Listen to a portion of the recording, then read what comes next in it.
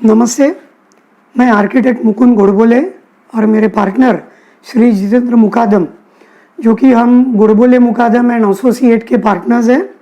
और आज ये कोऑपरेटिव सोसाइटी का जो पुनर्विकास होता है, ये पुनर्विकास के बारे में एक नॉलेज सीरीज शुरुआत कर रहे हैं।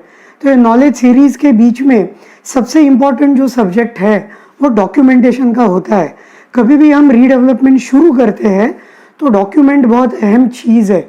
मैं देशी भाषा में बोलूँगा कि ये अपनी कुंडली है। तो हमको ये समझना होगा कि अपने कुंडली में कौन से ग्रह की अच्छी दिशा है, या हमारे कुंडली में कोई राहु केतु या शनि और मंगल तो नहीं बैठे हैं। इसका सीधा मतलब ऐसे है कि जब भी हम कोई रीडेवलपमेंट शुरू करते हैं तो हमको सबसे पहले अपने प्रॉपर्टी के डॉक्यूमेंट्स जो है वो स्टडी करने हैं। यदि ये स्टडी असफल रहा तो आगे चल के हमको ये रीडेवलपमेंट प्रोजेक्ट में कुछ अड़चनें और तकलीफ़ें आ सकती है।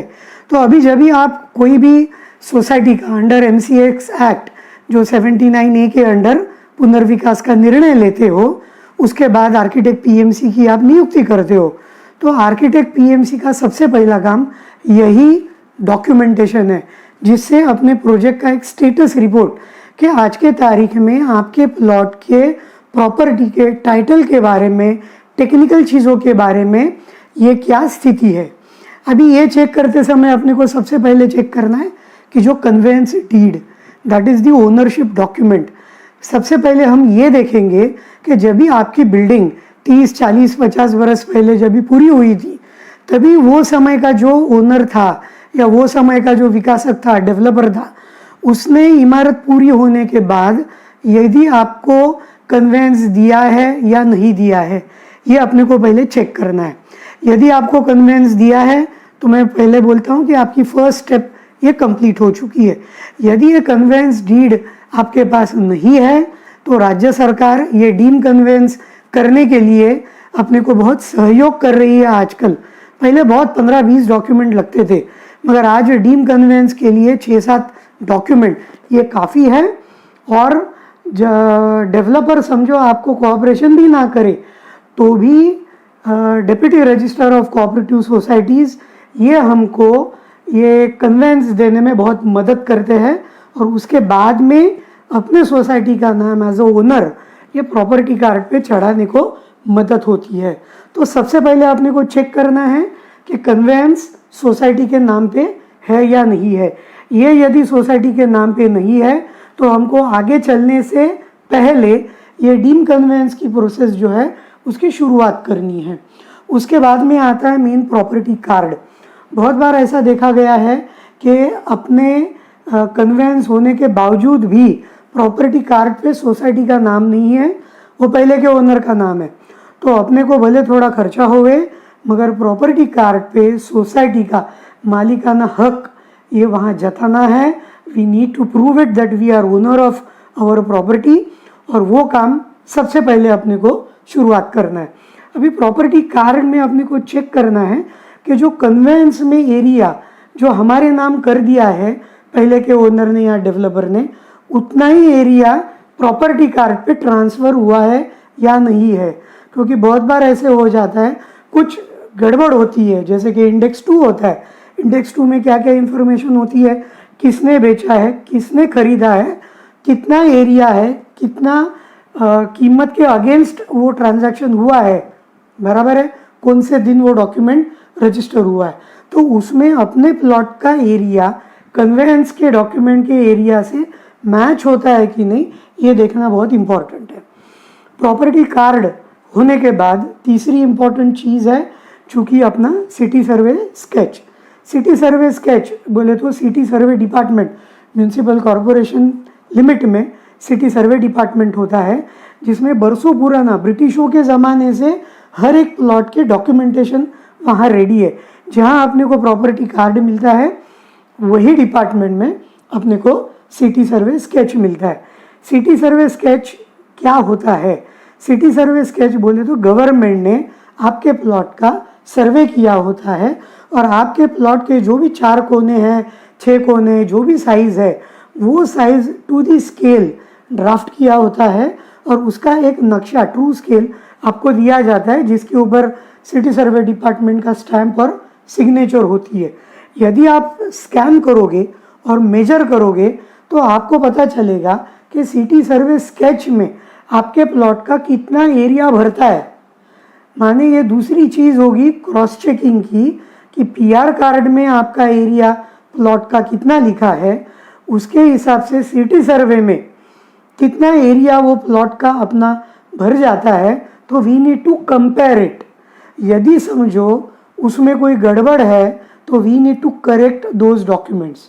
साथ साथ में समझो ये मैच नहीं होता है, हमको एक्चुअल फिजिकल सर्वे भी करना चाहिए। तो ये जो टोटल स्टेशन आधुनिक मशीन होते हैं उससे ये सर्वे होता है, और ये सर्वे होने के बाद हमको ये पता चलेगा कि एक्चुअली आज के तारीख में अपना प्लॉट अपने पोजीशन में कितना है। यदि प्रॉपर्टी कार्ड से कम है तो हमको हद कायम नकाशा करके we need to get that area जो अपने पास कम है वो करेक्ट करना चाहिए। यदि अपने पास ज़्यादा है तो हमको चेक करना चाहिए किसी दूसरे प्लॉट का, आजू बाजू के प्लॉट का कोई एरिया अपने में आ गया है क्या। नियम ये कहता है कि ये जो प्रॉपर्टी कार्ड पे एरिया लिखा है, सिटी सर्वे में जितना एरिया भरता है और एक्चुअली आपके पास ये जो जितना एरिया है उसका जो कम से कम एरिया है वो हमको पकड़ के आगे का पूरा कैलकुलेशन हमको करना है। क्योंकि आजकल ये बिल्डिंग प्रपोजल डिपार्टमेंट में ये जो नक्शे है ये सॉफ्टवेयर में जाते हैं। मीन्स आपका जो सिटी सर्वे स्केच है वो स्कैन करके हमको पीडीएफ में अपलोड करना पड़ता है, जिसके वजह से कोई भी धांधली हो नहीं सकती। किसी को भी इसमें ये गड़बड़ करने का कोई अधिकार नहीं है, ना कोई चांस है।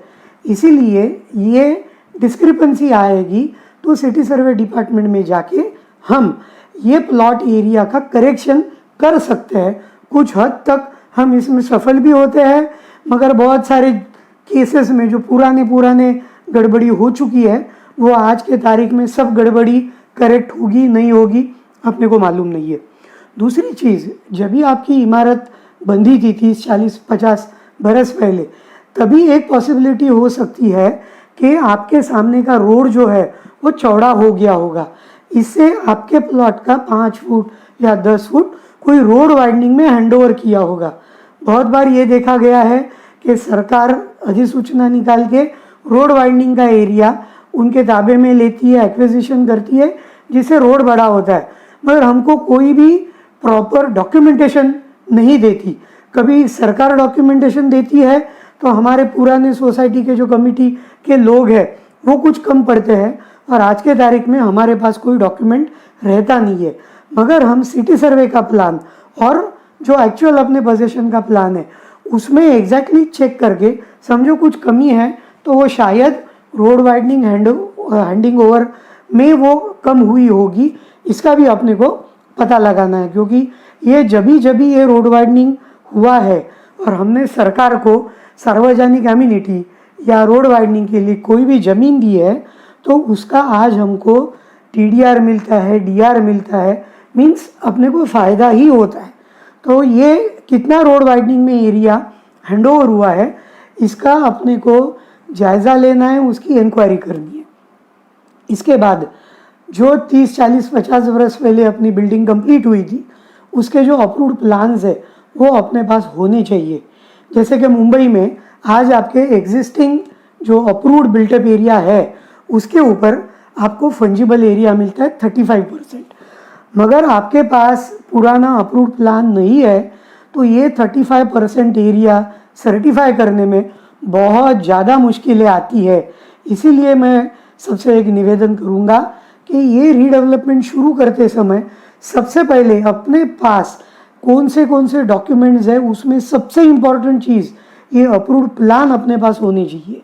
जब भी अपने पास ये अप्रूव्ड प्लान है then we can work it out the built up area of not only the entire building but every flat. क्योंकि हमको ये फंजिबल का जो बेनिफिट है मीन्स अपना जो एग्जिस्टिंग बिल्टअप एरिया है उसके ऊपर मुंबई म्यूनिसिपल कॉरपोरेशन अपने को 35% फंजिबल एरिया मुफ्त देती है। It is a free of cost. तो वो बेनिफिट अपने को मिलाने के लिए हर एक फ्लैट का बिल्टअप एरिया कैलकुलेशन अपने को देना पड़ता है, और यदि हम ये देने में सक्षम नहीं होंगे तो शायद वो फंजिबल एरिया सर्टिफाई नहीं होगा, और जिससे अपने प्रोजेक्ट को जो है वो लॉस हो जाएगा।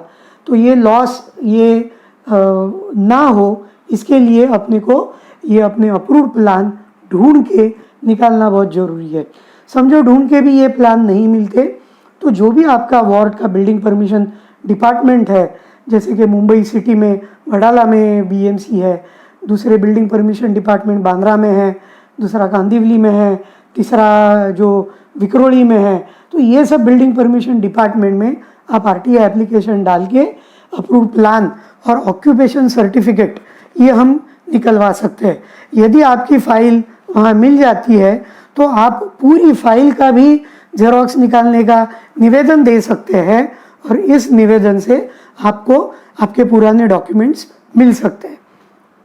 अभी मुंबई के बाहर में अभी नए latest unified development promotion regulations आ गए, जो नए डेवलपमेंट कंट्रोल रेगुलेशंस आ गए, उसमें भी ये जो भी इमारत 30 बरस पूरी है, जो इमारत 30 बरस की उम्र की हो चुकी है, उनको एडिशनल इंसेंटिव रीडेवलपमेंट में मिलते हैं।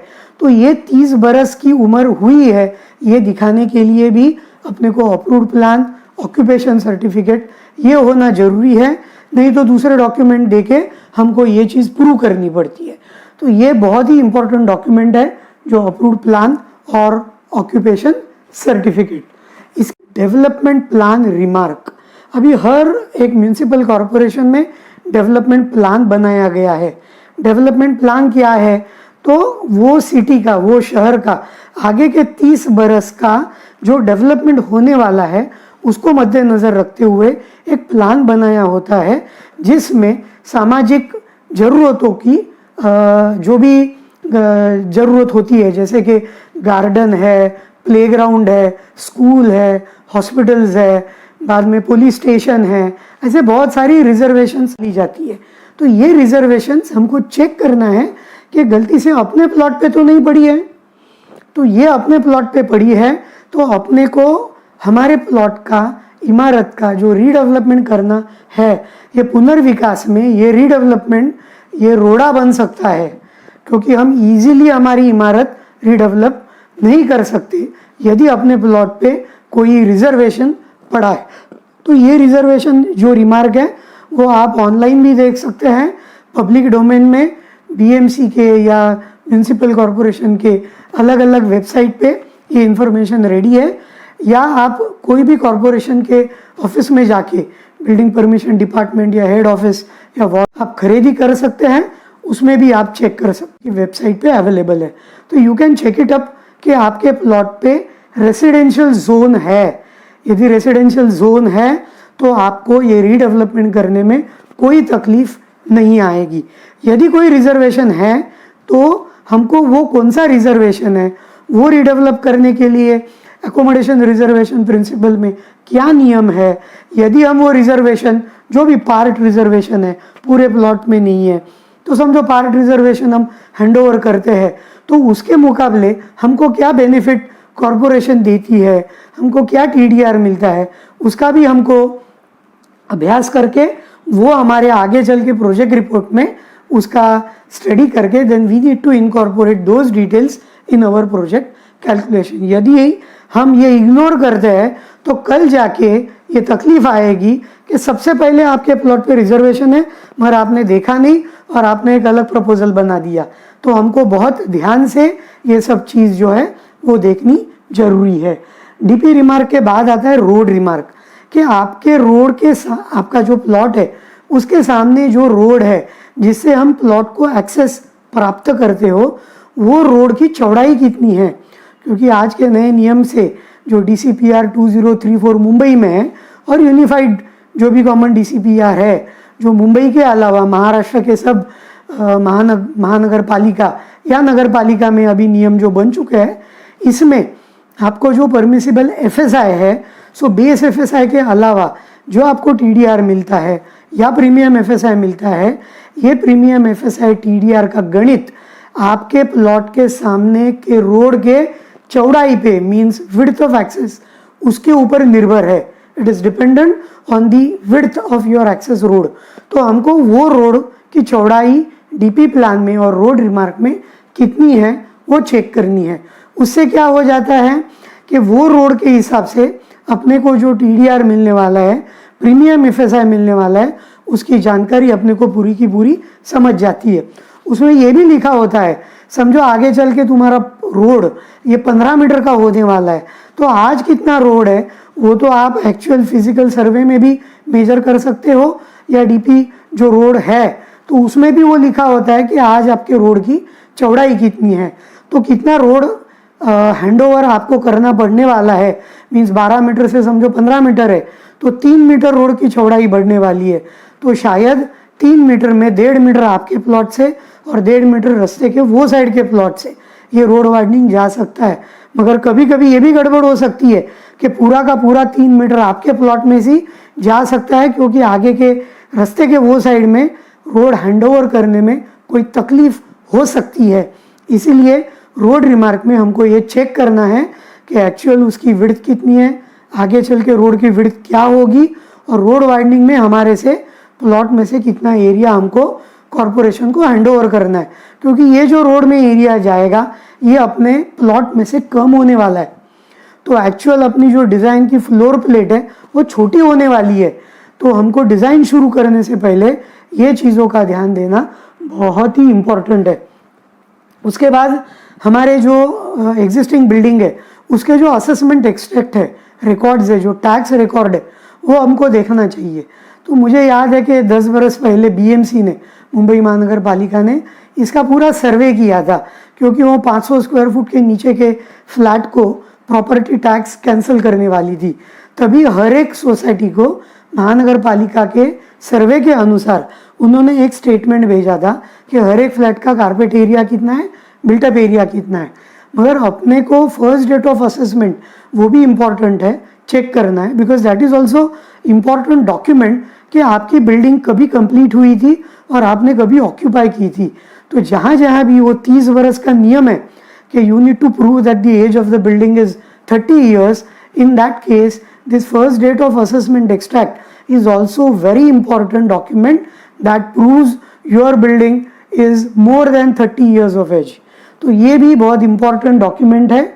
इसके बाद में हमको आपके प्लॉट का, जैसे मैंने बोला कि प्लॉट का सर्वे हो जाएगा, वैसे इंडिविजुअल फ्लैट का भी सर्वे करना है, जिसमें हमको चेक करना है कि इंडिविजुअल फ्लैट जो डेवलपर ने बांधा है वो अप्रूव्ड नक्शे के हिसाब से बांधा है ना।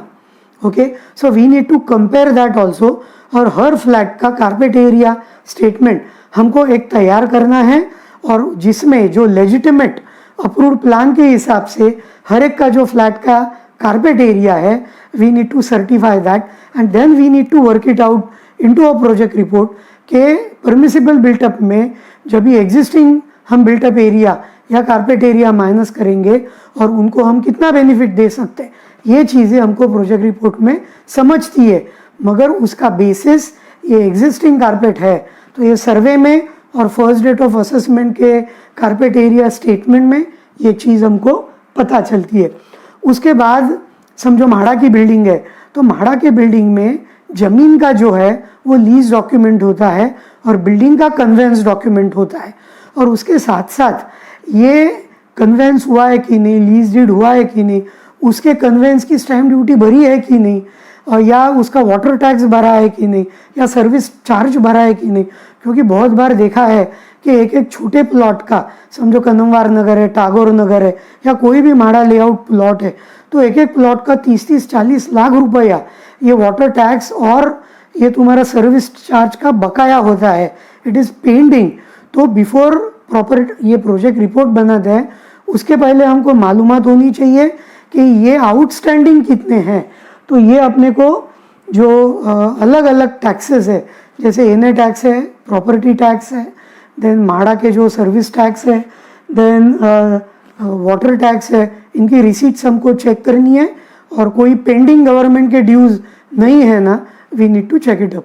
एट द सेम टाइम जो भी सोसाइटी के भी ड्यूज है, जैसे कि 25 मेंबर है सोसाइटी में और 3 मेंबर उनके आउटस्टैंडिंग आउटगोइंग्स मंथली मेंटेनेंस देते नहीं है, तो वो भी अपने को वसूल करके we need to ensure that your accounts are clear और आपको ऑडिट रिपोर्ट और रिकॉर्ड में अच्छा रिमार्क मिला हो। इसके बाद में जो भी स्पेशल रिमार्क्स हमको लेने पड़ते हैं, जिसका अभी मेट्रो बहुत जगह, मुंबई में, थाना में, पूना में, नागपुर में, सब महाराष्ट्र के कॉरपोरेशन में मेट्रो आ चुकी है। तो मेट्रो को चिपक के कोई आपका प्लॉट नहीं है ना, यदि वो है तो अपने को मेट्रो का भी एक एनओसी लेना पड़ता है। वैसे सीआरजेड का एनओसी लेना पड़ता है। सीआरजेड मुंबई में जो भी मेन बे है या मेन समुंदर है, कोई नदी है या कोई लेक है, तो we need to check it up the rules and regulation of CRZ, और उसका भी जो सीआरजेड 2 की जो लाइन है that we need to ensure it. In addition to that अपने को सिविल एविएशन, जो भी मुंबई में, पूना में, नांदेड़, कोल्हापुर, नागपुर, औरंगाबाद, ये भी जो ऑपरेशनल एयरपोर्ट्स है उसमें जो सिविल एविएशन जोन मार्क किए हुए हैं, इसका जो एक सेक्शन होता है, वो सेक्शन के अंदर आपकी बिल्डिंग आती है तो आपको परमिसिबल हाइट बिल्डिंग की कितनी है, माने आप कितना बिल्डिंग ऊंचाई पे जा सकते हो, उसमें आपको समझेगा कि आप परमिसिबल बिल्टअप एरिया पूरा का पूरा कंज्यूम कर पाते हो या नहीं कर पाते हो। हम देखेंगे मुंबई में कुर्ला या घाटकोपर या पार्ला में बहुत सारे ऐसे प्लॉट्स हैं कि जिसमें परमिसिबल एफएसआई हम कंज्यूम नहीं कर पाते। तो ये सिविल एविएशन में एनओसी चेक करके परमिसिबल बिल्टअप हाइट चेक करना है, बहुत इंपॉर्टेंट है। अनदर चीज़, नेशनल पार्क के भी हम चिपक के बिल्डिंग है तो there are also restrictions in development, तो we need to check that NOC. दूसरी चीज़, कोई आर्मी, नेवी, एयरफोर्स के भी कोई प्रोजेक्ट्स है, उनकी प्रॉपर्टीज़ है, तो उनके भी कोई एनओसीज लेनी पड़ती है। ऐसे बहुत सारे एनओसीज है, मगर ये मैं बोलता हूँ कि जितनी भी एनओसीज है वो अपने को सही समय पे लेनी पड़ती है।